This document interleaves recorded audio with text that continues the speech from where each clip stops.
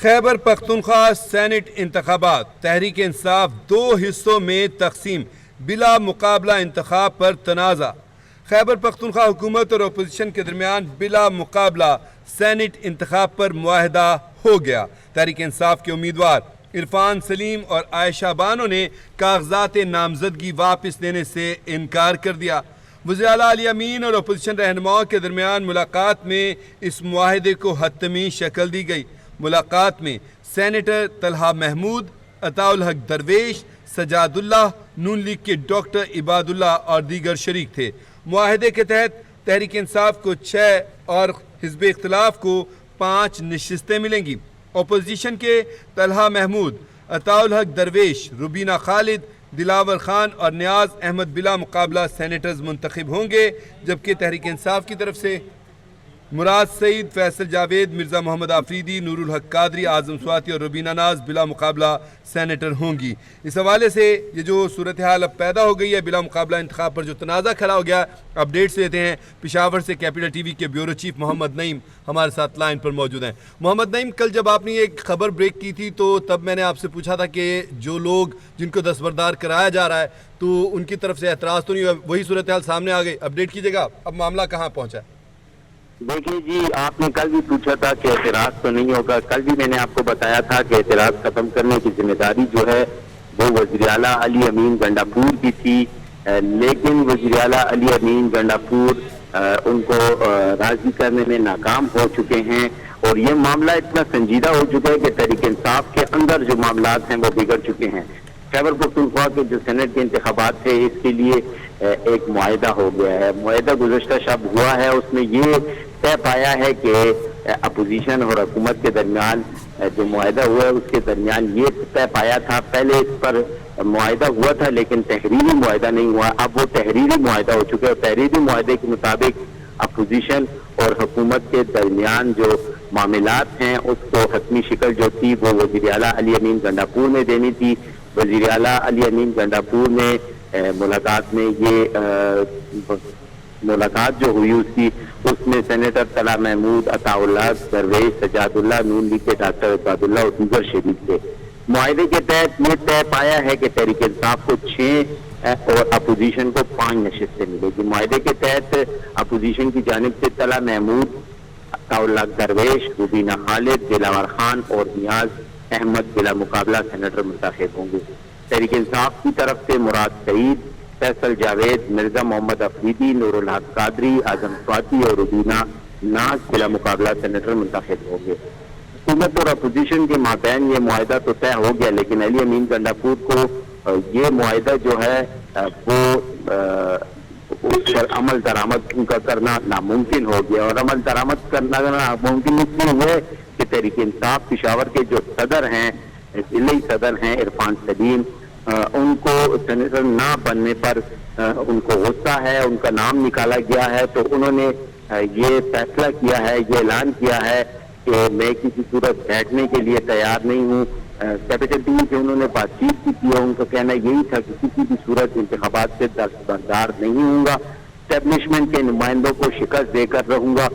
جس راستے سے آیا ہے سب پتہ ہے، میرا نام بانی پی ٹی آئی نے دیا ہے۔ تو واضح ہے کہ عرفان سلیم کے معاملے پر وزیر اعلیٰ کو سخت صفت کا سامنا بھی کرنا پڑ سکتا ہے۔ اسمبلی میں ناراض اراکین بھی ہیں،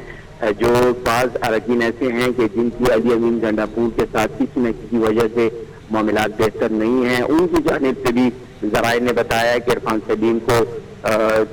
یہ یقین دہانی کرائی گئی ہے کہ ووٹ دیں گے۔ تو خیبر پختونخوا حکومت کا جو ایک پلان تھا کہ متفقہ طور پر بلا مقابلہ سینیٹر منتخب کیے جائیں، اپوزیشن کے 5 اور حکومت کے 6، لیکن یہ پروگرام جو تھا وہ کہتے ہیں نا کہ شادی ہونے سے پہلے ہی ایک پارٹی بھاگ گئی، تو یہ وہ والا کام ہوا ہے۔ معاہدے بھی ہو گئے، تحریری سب کچھ ہو گئے، لیکن جو تحریک انصاف کا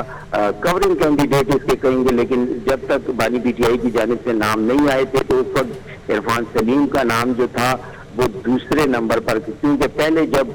بانی پی ٹی آئی سے ناموں پہ مشاورت کی گئی تو انہوں نے عرفان سلیم کا نام اب مراد سعید کے بعد دوسرا نام عرفان سلیم کا دیا تھا۔ پھر اس کے بعد اعظم سواتی اور نور الحق قادری اور یہ لوگ جو غرم ذیشان بھی اس میں موجود تھا. لیکن اس بار جو بیرسٹر سیف نے مشاورت کے بعد بانی پی ٹی آئی کے نام سامنے لائے ہیں تو اس میں عرفان سلیم کا نام نہیں تھا. عرفان سلیم اور عائشہ بانو جو ہے وہ گزشتہ روز گئی ہیں, انہوں نے مرکزی قیادت کے ساتھ بھی ملاقاتیں کی ہیں, سلمان اکرم راجہ سے بھی ملاقات کی ہے, لیکن ان کے معاملات جو ہیں وہ بنتے دکھائی نہیں دے رہے, کیونکہ خیبر پختونخوا میں جو فیصلوں کا اختیار ہے وہ وزیر اعلیٰ خیبر پختونخوا علی امین گنڈاپور کے پاس ہے, اور ذرائع نے یہ بتایا ہے کہ عرفان سلیم اور عائشہ بانو کو وزیر اعلیٰ علی امین گنڈاپور کسی صورت تسلیم کرنے کے لیے تیار نہیں ہے. بعض ذرائع نے یہ بھی بتایا ہے کہ عرفان سلیم کو آفر کی گئی ہے کہ آپ کو ہم منسٹری یا کوئی معاون خصوصی یا کوئی مشیر بنا دیتے ہیں, کوئی معاون خصوصی بنا دیتے ہیں, اس طرح کی بات ہو سکتی ہے. انکار کیا ہے. صورتحال یہ ہے کہ تحریک انصاف, ایک تو تحریک انصاف کا جو کارکن ہے عرفان سلیم, وہ کاغذات نامزدگی واپس لینے سے پر ڈٹ گیا ہے, تو دوسرا تحریک انصاف کے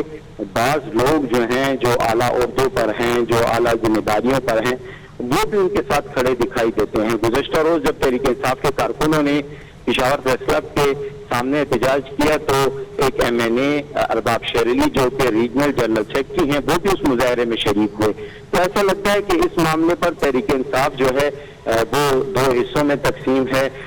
مرزا افریدی کے حوالے سے بتایا جاتا ہے کہ اس کو لانے پر سخت اعتراضات ہیں. اسی طرح نور الحق قادری تحریک انصاف کے, نور الحق قادری تو تحریک انصاف کے ساتھ ان کے تعلقات بھی ہیں اور 9 مئی کے بعد انہوں نے کوئی ایسا بیان نہیں دیا, تو نور الحق قادری پر اتنے اعتراضات نہیں ہیں جتنا اعتراض مرزا خان افریدی پر ہے. مرزا خان افریدی وہی ہیں جنہوں نے 9 مئی کے بعد تحریک انصاف کے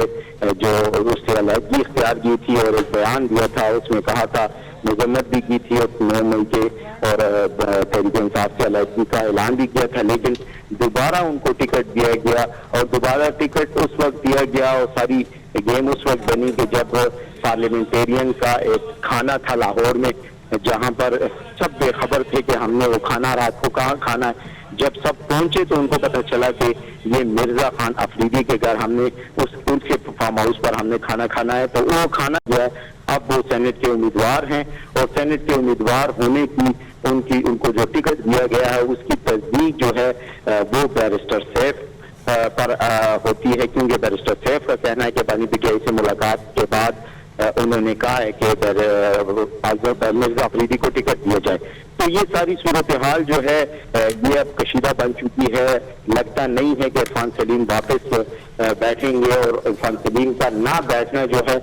وہ علی امین گنڈاپور کے لیے انتہائی خطرناک ثابت ہو سکتا ہے. انتہائی خطرناک یہ ثابت ہو سکتا ہے کہ تحریک انصاف کے بعض